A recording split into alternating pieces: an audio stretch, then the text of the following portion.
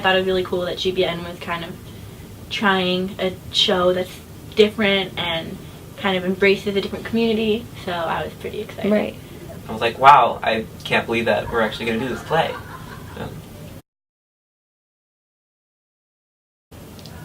I guess how I would describe the story is that there's a deaf boy from a hearing family and a hearing girl who's going deaf from a deaf family, and they meet, and that's pretty much, like, that's the beginning of the story. So. Yeah, and the deaf boy from the hearing family, Billy, his family doesn't know sign. They don't let him go into the deaf culture at all.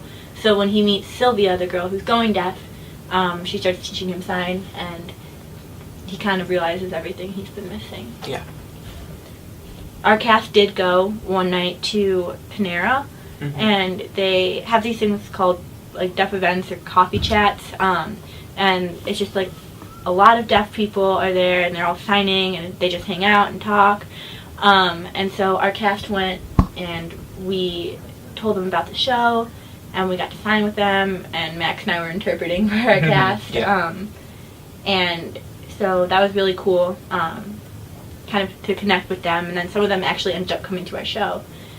We also did a lot of things where we talked about like the deaf community and things like that in order for other people in the cast to know more about it, because like all the other people in the cast besides me and Max are hearing, and so we had 2 interpreters for the show, and one of them came in during a rehearsal process, and we just had a whole day dedicated to asking her questions, her telling us information, and so that was a really good experience for the entire cast. I hope that the audience realizes that being deaf isn't necessarily a bad thing, and if your child is deaf for whatever reason, then you should definitely introduce them to the deaf community and like teach them sign so that they can actually communicate with you. My family doesn't know sign, my family's hearing, and I just started teaching myself sign, and then now I'm in a sign language class at Glenbrook South. And so there's not a lot of places where I get to sign. And then this interpreter just walked in, like identified me as like, oh, I can sign to you, and so that was really cool. And also just seeing people in our cast be really excited about us teaching them like little words here and there. That was really cool, that enthusiasm, and like their willingness to learn. That was something that was really special to me. I guess people just said like, wow, that was so cool, I wish I could learn sign.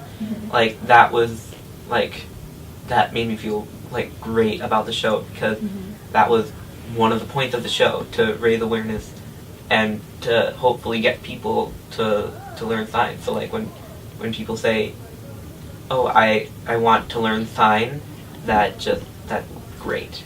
Yeah, definitely. Yeah. Everyone, like all of my teachers have been really helpful, like, and they've all been really understanding. Like I can't hear in my left ear, so I always have to sit on the left of the classroom, and so they always let me sit on the left side of the classroom. And I also we both have this like microphone that our teachers wear that connects to our hearing. It's a great community. Everyone's really accepting, no matter like who you are. Yeah, that's probably one of the best things about GBN. For me, one of the best things about being at GBN is the theater program, because like, most of my friends are in theater, and so it's kind of like our family. And I think just Miss Robinson's like willingness to explore different types of theater, or like this was a really small cast, which was not something that normally happens. So like that was a new thing. A show about characters who are deaf, that's a new thing. Sign language, that's new. So I really like that part of our theater program.